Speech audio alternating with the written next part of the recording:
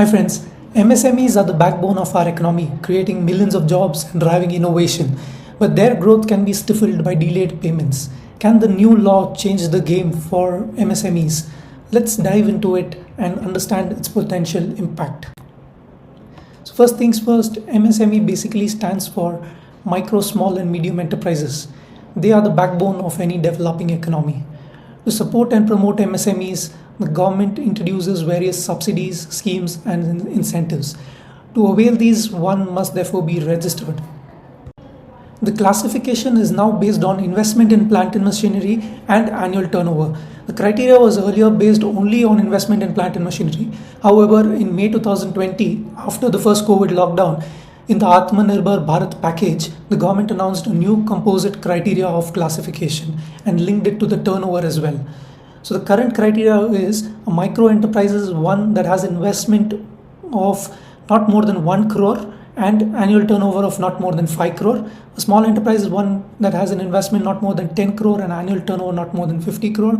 A medium enterprise is one that has investment of not more than 50 crore and an annual turnover of not more than 250 crore. Now let's take a quick look at some of the statistics on MSME. Now, as of today, 21st February 2024, total registrations stand at 3.78 crore, out of which you'll be surprised to note that 3.7 crore are micro enterprises. That's a whopping 98%. And just a small 1.6% of the registered enterprises are registered as small enterprises, and just 0.15 of them are medium enterprises. Now, as per the data from Government of India, as on 30th September 2021, 66% of registered MSMEs are into services, while 34% are into manufacturing. If we look at the sector's contribution to the GDP, it has been at about 30% and has declined over the last few years. If we look at the investments, 47.75 lakh, which is approximately 94% of the MSMEs, have an investment of less than 25 lakhs. Talking of the net turnover, around 4 lakh MSMEs, which is around 87% of registered MSMEs, had turnover of up to rupees 1 crore. The highest number of registered MSMEs are involved in food products, transport services, other personal services, and other manufacturing. Now, 82% of the MSMEs are owned by men, while 17% are owned by women. Now we'll briefly look at some of the benefits of MSME registration, which can be pooled into 4 broad categories: financial assistance, technology assistance and upgradation, infrastructure development, skill development, and training. Seen as one of the most important benefit, protection against delayed payments. Registration as MSME gives one the right of interest on delayed payments. Now, as per the MSME Act, where there is no agreement between the buyer and the seller, the payment has to be made within 15 days of acceptance of goods or services.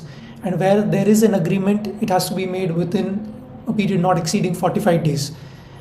Now, the penal interest chargeable for delayed payment is 3 times of the bank rate notified by the RBI. MSME Samadhan is a portal launched in October 2017 to address delayed payments to MSMEs. Another benefit of registration is this MSME Sampark portal, which was launched in June 2018. It is a job portal for MSMEs. MSMEs can avail collateral-free loans from banks under the CGT MSA scheme. They can get special consideration on international trade fairs. They get a 50% subsidy on patent registration. They can avail 1% exemption on interest rate on overdraft. They can get reimbursement of ISO certification charges of 75% up to rupees 75,000. They get support for technology upgradation of 15% of capital subsidy up to rupees 15 lakh. There are entrepreneurship skill development programs primarily focused to promote self-employment. There is support for obtaining credit rating, and MSMEs, the sector is a priority sector when it comes to lending. So public sector banks have been advised to open one specialized branch in every district for MSMEs, specifically for MSMEs. or any individual or MSMEs with innovative business ideas can approach business incubators approved under this scheme and get financial assistance and business incubation support. Now that we've seen some stats about MSMEs, understood who qualifies as one, and seen the benefits of registering, we can now see what the new provision of Section 43BH of the Income Tax Act is all about. Now, the main reason behind introducing the new provision is this: delayed payments to MSME. A research report by Dun and Bradstreet in May 2022 estimated that 10.7 lakh crore is stuck as delayed payment to MSME, amounting to 6% of India's GVA for financial year 2021. Delayed payments to MSMEs are a critical issue affecting growth, and they not only disrupt the supply chain but also dent the economy. This problem, however, is not unique to India, and neither are the provisions for timely payment new. In the US, there is a law called Prompt Payments Act. In the EU, there is Late Payment Directive, and in the UK, there is PPC, which is Prompt Payments Code. Challenging and complex, yes, but the problem of delayed payments is solvable. A single solution is not likely to work. A combination of solutions may be required, creating a prompt payment culture, environment for MSMEs to grow and flourish. The government themselves have taken quite a few measures to this end, and some of them are interest on delayed payments at 3 times RBI rate, and this is also disallowed as an expense under the Income Tax Act. Disclosure of MSME dues in financial statements. If you see the notes to accounts of any financial statements, they will disclose the dues to MSMEs and the dues to others. Form MSME 1 filing by companies. All private limited companies and limited companies should file a form which is called Form MSME 1 twice a year with the Registrar of Companies. And now the recently introduced provision 43BH of the Income Tax Act, thereby linking the MSME Act to the Income Tax Act. Now, if we look at it, Section 43B per se is not new. It has been around for a long time. It is subsection H that has been newly inserted, and this is a very simplified version for layman understanding. We will delve deeper into the nitty-gritty soon. Any sum payable to micro or small enterprise beyond the time limit specified in MSMED Act shall be allowed as deduction in the previous year in which such sum is actually paid. So this is the simplified provision, the new provision. Now, the payment timelines as per Section 15 of the MSMED Act. Where there is no agreement, it is 15 days from delivery, and where there is an agreement between the parties, it cannot exceed 45 days from delivery.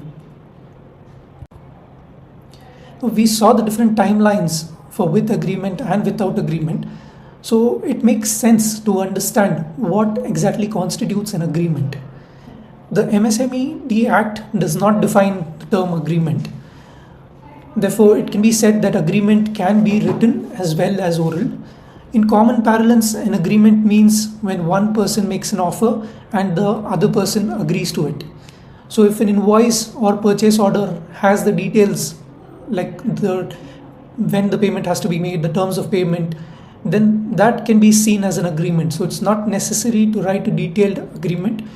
Even if the invoice contains the terms of payment, that should be considered as a valid agreement. Now comes the question whether is registration mandatory. Yes, registration is mandatory because clause N of section 2 of the MSMED Act, which defines a supplier, makes reference to the registration. Further, if the registration is obtained, say in the month of March, the benefits flowing from the registration will be available only from March. The registrations are prospective and not retrospective. Now, applicability to traders and wholesalers. Now, an office memorandum was issued by the central government dated 2nd July 2021, which clarifies that MSME registration benefits are extended to retail and wholesale trade are to be restricted to priority sector lending only. Now, this means that traders are not covered within the definition of suppliers. Although there is no legal basis for an office memorandum in the Act, this position would prevail till any trader or any trade organization challenges this office memorandum in the court of law. How to know if a supplier is registered as an MSME or not?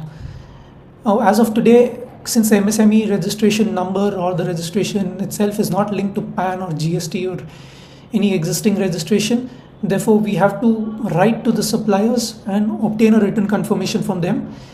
And it is also a good practice to obtain the registration certificate from them and not just the registration number. And then such registration can also be verified online on the Udyam registration portal. Udyam was earlier known as Udyog Aadhaar, and it was valid only up to 30th June 2022. Udyog Aadhaar is not valid from 1st July 2022. And therefore anybody still having an Udyog Aadhaar cannot avail the benefits of section 43BH. Now friends, having understood this, it is important to note that these provisions are not applicable for everyone. There are certain exclusions and we have summarized them here. One, it is not these provisions, that's 43BH, is not applicable to medium enterprises. As we've seen earlier, the three categories, small, micro, small and medium, and 43BH applies only to micro and small enterprises. These are not applicable to previous year purchases because they've already been claimed in the previous year. As in purchases of 22, 23, 21, 22, those have already been claimed in the purchase in the previous years, and even though the payments have not yet been made, they won't be disallowed under 43BH. The purchases from MSME registered as traders, as we've seen earlier, since traders have been registered only for priority sector lending, 43BH benefit is not extended to them. Unregistered seller or suppliers who are not registered under MSME, although their turnover and investment in plant and machinery may be well within the limits specified under the MSMED Act, still if they're not registered, they cannot avail the benefits. And assessees opting for presumptive taxation, like the buyers, if the buyer is opting for presumptive taxation, paying taxes at 6%, 8%, 50% as the case may be, then these provisions 43BH is not applicable to them. Now with that, we've reached the end of this video. As we wrap, I hope you gained something valuable today. Share your thoughts or questions in the comments below and let the conversation keep going. Thank you.